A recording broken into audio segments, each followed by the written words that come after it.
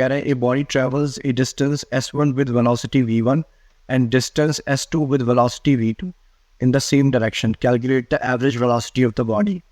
So as we know that average velocity, so let's write it down. V average velocity is equal to total distance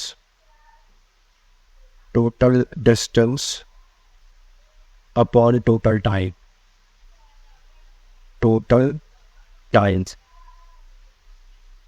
सो अगर total distance की बात की जाए तो दो distance हमको दिए S1 and S2. So total distance कितना हो गया? Total distance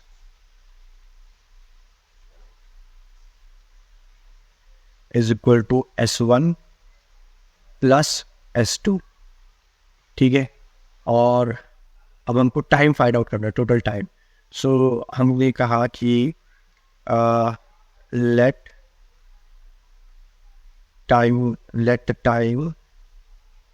the time t1 to cover s1 distance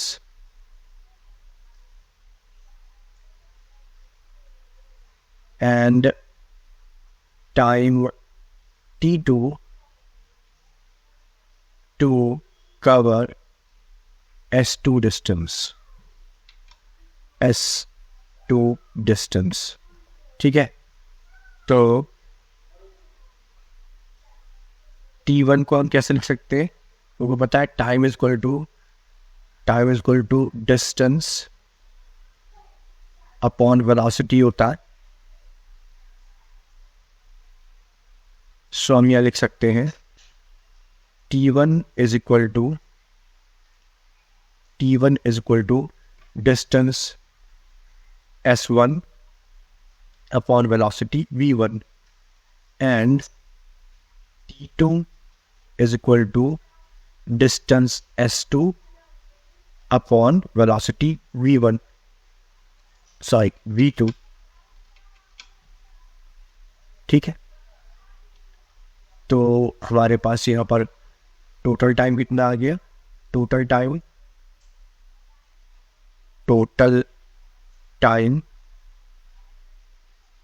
कितना हो गया?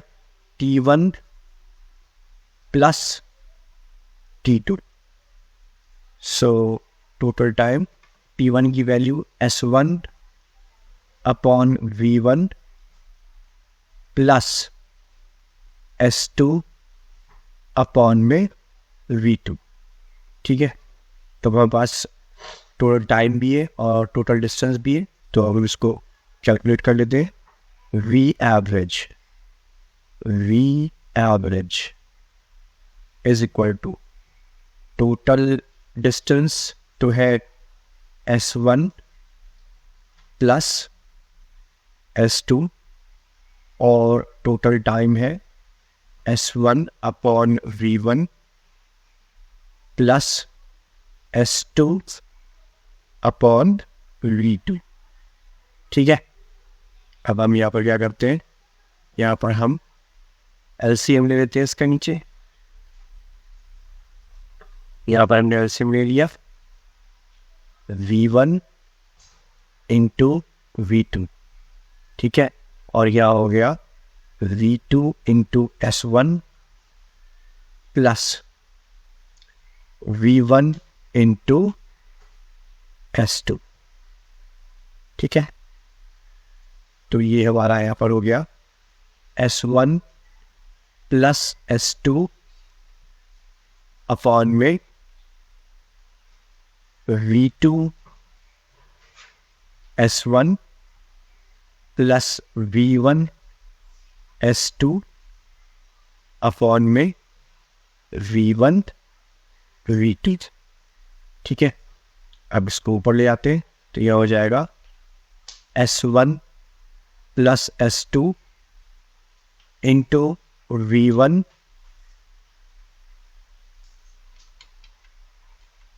इंटू v1 v2 अपॉन में v2 s1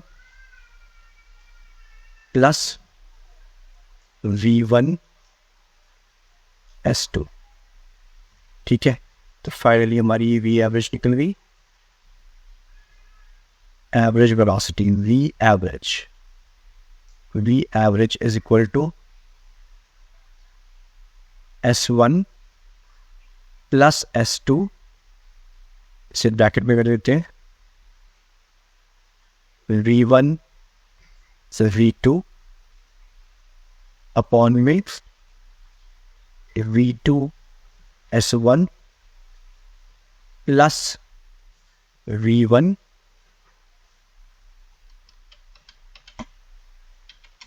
V1 S2। ठीक है, this is our required answer. Thank you.